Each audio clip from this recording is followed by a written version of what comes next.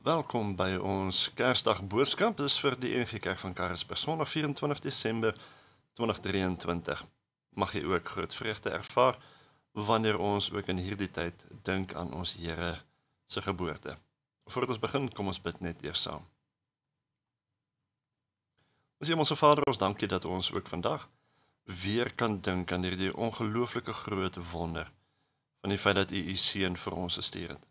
Mag dit vir ons tot seën wees wanneer ons ook iets besonders daaruit leer. In die naam van Jesus Christus bid ons dit. Amen. Ons teksgedeelte is Matteus 2, ons lees saam vanaf vers 13 tot en met 23.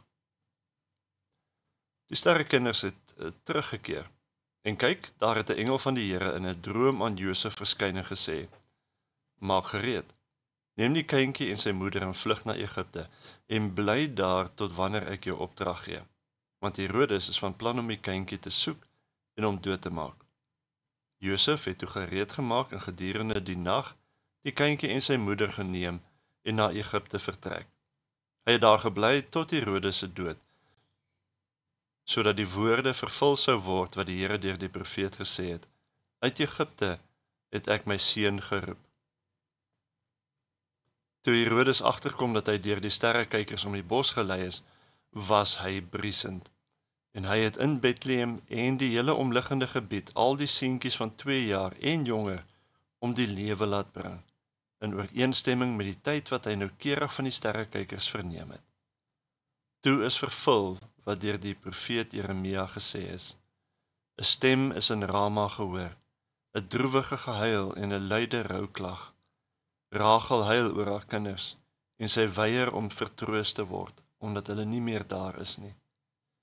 Herodes het gesterf, en kyk, daar het in Egipte 'n engel van die Here in 'n droom aan Josef verskyn en gesê, staan op, neem die kind en sy moeder, en gaan na die land Israel, want die mense wat die kind om die lewe wou bring, is dood. Hy het opgestaan en die kindjie en sy moeder saamgeneem, en in die land Israel aangekom. Maar toe hy hoor dat Archelaus in die plek van sy vader Herodes oor Judea regeer, was hy bang om daarheen te gaan. Nadat hy in 'n droom 'n opdrag van God ontvang het, het hy na die landstreek Galilea vertrek en in 'n dorp met die naam Nasaret gaan woon, sodat vervul sou word wat deur die profete gesê is, hy sal 'n Nasarener genoem word. Ons lees tot sover. Nou die gedeelte wat ons sopas gelees het plaasgevind met Jesus se geboorte. Daar het besoekers uit die ooste uit by die Romeinse heerser wat oor Israel ingestel is, naamlik Herodes, aangekom en hom gevra waar die Jode se nuwe koning is wat gebore is. Nou Herodes het natuurlik geskrik, want dit sou beteken dat hy sy posisie dalk moes opgee, dat dit 'n gedrang sou wees. En hy besluit om dan saam te speel en te vra, maar toe hierdie 3 besoekers, juis om hom te laat weet waar hierdie nuwe koning is wanneer hulle hom vind, met die skynsel dat hy ook eer wou bring aan die koning. Maar die Here het hulle egter deur middel van 'n engel gewaarsku om nie weer na Herodes toe terug te gaan nie. So hulle is toe met 'n ander pad huis toe. En toe Herodes dit uitvind, het hy besluit om al die babietjies in Bethlehem te laat doodmaak. En dit is dan waar ons gedeelte vanoggend dan begin het. En so is die lewe nou maar. Elke keer wanneer God dalk iets goeds doen, of iets positiefs voorbring, dan is die bose altyd daar om weerstand te bied. Jesus, die koning van konings, wat gebore is, 'n tyd van feesviering, 'n tyd van blydskap, van verwondering, en dan so iets gebeur. En hulle moet vlug vir hulle lewens, weg van hulle land af. Ek kan maar net wonder wat Josef en Maria van dit alles moes gedink het, toe hulle ingestem het tot hierdie plan van God om hulle te betrek by die lewe van Jesus, het hulle nie gedink dat hulle deur al sulke gevaar en dinge moes gaan nie. Ons sien dit baie keer vandag nog, in ons eie lewens, in ons land. Elke keer wanneer dit lyk of God dalk iets goeds doen, dan is daar altyd net weer iets of iemand wat dinge probeer versier. Jy weet mos, wanneer jy baie keer dink, nou gaan dinge reg, nou gaan dinge beter, dan gebeur daar net weer iets wat dit net weer kom versier. Net soos met die reën wat ons land lang droogte kom breek het en Nou hierdie jaar wag ons weer. So hier is hierdie twee op een van die blyste oomblikke van hulle lewe met die geboorte van Jesus, hulle seun. En skielik moet hulle vlug omdat hulle lewe in gevaar is. En dit bring ons by iets wat ons as mense nie altyd so lekker verstaan nie. En dit is die feit dat God baie keer juis die bose toelaat om dinge te doen. Wel, tot op 'n punt.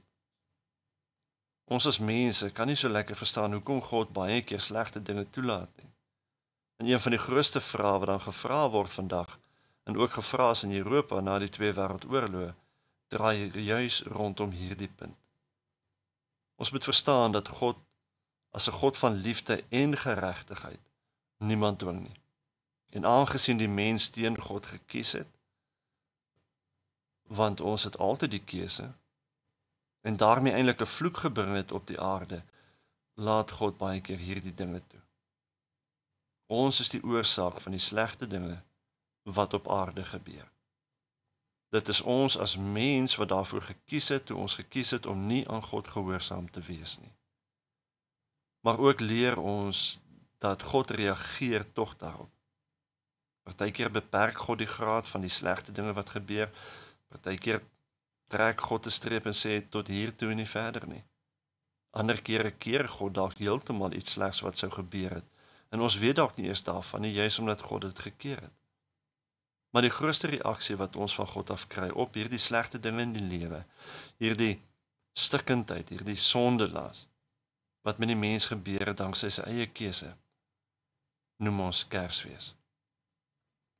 God stuur sy seun na die aarde toe, omdat hy nie opgee op die mens nie. God stuur sy seun om hierdie prys van hierdie gemors, hierdie verkeerde besluit van die mens, op homself te neem en dit namens ons te betaal. Maar onthou dat God dwing niemand nie. So hierdie prys wat hy namens ons betaal, geld net as ons dit aanvaar. God se verlossing is net waar as jy hom aanvaar. So gebeur daar dus baie keer dinge in ons lewens wat dalk sleg is, wat negatief is, en God laat dit baie keer toe.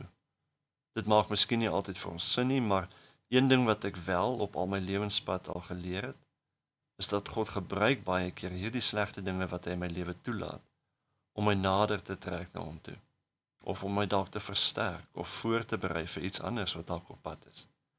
En dit maak nie altyd sin nie, maar partykeer wanneer ek tog terugkyk op my lewenspad, dan is daar tog tye wat ek kan sien wat God gebruik het om my weer meer en meer van hom te leer. Partykeer om my voor te berei soos ek gesing het. Nou my waarheid te sê, sonder daardie slegte dinge wat gebeur het, dink ek sou ek baie armer gewees het in my verhouding met God, en definitief sou ek as mens swakker gewees het. Danksy daardie dinge wat ek ervaar en geleer het, het ek minder vrees oor die toekoms.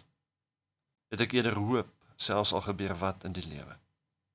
En ek dink dit is wat Kersfees ons kom bied. Al is daar nie altyd vir ons vrede, soos wat Kersfees verkondig vir baie mense nie, is daar tog die seën wat op ons rus, ons wat na God luister. En is daar baie keer donker tye wat dit vir ons moeilik maak om te kan sien en sukkel om ons weg te vind, is daar tog Kersfees wat lig laat skyn in daardie duisternis. Al is daar baie keer onsekerheid oor die toekoms, oor ons land, oor ons kinders, oor reën, oor ongediertes, is daar tog die Bethlehem-ster wat rigting gee. Want sien, Jesus het gekom, en dit maak nie saak wat gebeur of wat ons oorwonder of bekommer nie. Wat waar bly en vas staan, is dit wat Jesus vir ons kom doen het. Dit is die een anker en die vaste ding in ons lewens wat ons deurdra. Die genade en liefde van God laat ons sing, al bevind ons onsself dalk in die tronk. Dit laat ons op water loop, selfs al is daar 'n groot storm met wind en groot golwe. Ons mag dalk die lewe ervaar as iets wat ons gedurig probeer afskop, wat ons probeer onderkry. Dit mag dalk voel of alles teen ons draai en asof daar maar min dinge is wat vir ons regloop. Dit mag dalk voel of die lewe onregverdig is. Maar as ons aan Jesus behoort, dan sien ons uit die voorbeeld, dat selfs met sy eie lewe waar dinge moeilik was, waar selfs sy eie lewe as 'n baba in gevaar was, dat God nog steeds voorsien en beskerm het. En dit geld vir ons ook. So, terug by ons titel as ons vraag. Net vrede? Om te verstaan wat die vrede is wat Jesus bring, moet ons verstaan hoekom hy aarde toe gekom het. Met die skepping was alles perfek en in harmonie, en was daar 'n vaste verhouding tussen ons as mens en God. Daar was vrede. Maar met die mens se keuse om eerder ongehoorsaam te wees aan God, het sonde ingekom, die vloek en die straf van die sonde. En met die was daar nie meer vrede nie. Nie tussen mens en mense nie, nie tussen mense en die natuur nie, en nie tussen mense en God nie.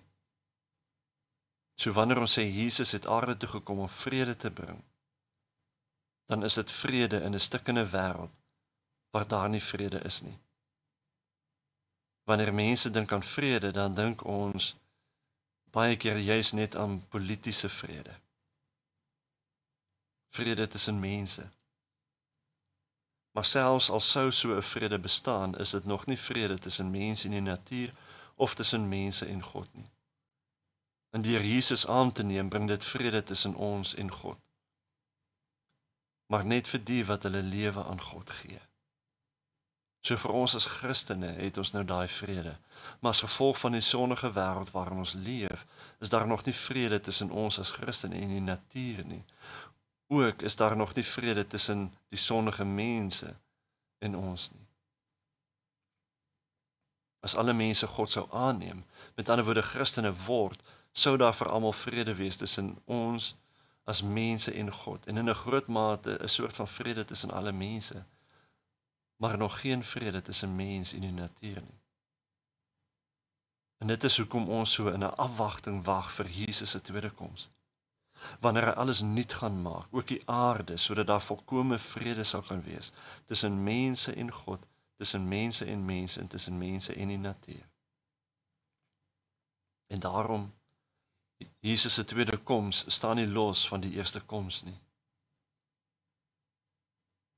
So mag julle elkeen 'n geseënde Christusfees hê. Maar bo dit alles, mag julle onthou dat dit danksy die gebeure van Kersfees is wat ons kan aanhou, wat ons 'n nuwe lewe kan hê, wat ons dan kan vashou en glo en weet dat God beskerm ons en loop die pad saam met ons, omdat ons vrede het tussen ons as Christene en God. En selfs al is daar nog nie oral vrede nie, hierdie eerste vrede, as ek dit so mag noem, die vrede tussen ons en God, is genoeg om ons deur die ander onvredes en probleme van hierdie wêreld te dra. Amen. Kom ons bid saam. Hemelse Here, ons dank U vir hierdie vrede wat U ook oor ons pad kom bring het. Vrede wat U in ons lewe kon gee het, Here, waar ons vrede met U kan hê, omdat dit wat tussen ons en U gestaan het, die sondeskuld, dat U reeds 'n plan daarmee kom maak het. Here, en terwyl U nog vir ander mense die kans, die tyd gee om ook nog te kan besluit, wag ons, Here, op U tweede koms, vir die ander vrede wat ook moet inkom. Vrede tussen ons en die natuur, wat die natuur op die oomblik teen ons werk en eintlik nog gebuk gaan self onder die vloek van die sonde. Maar ook, Here, vrede tussen ons en ander mense, waar U dan alles vir alles kan wees. Ons bid dit in afwagting en in dankbaarheid, in die naam van Jesus Christus, ons Here. Amen. Ontvang die seën van die Here. Mag die God van alle genade julle herstel, bemagtig, versterk en stewig vestig, ook in hierdie Kersgety. Amen.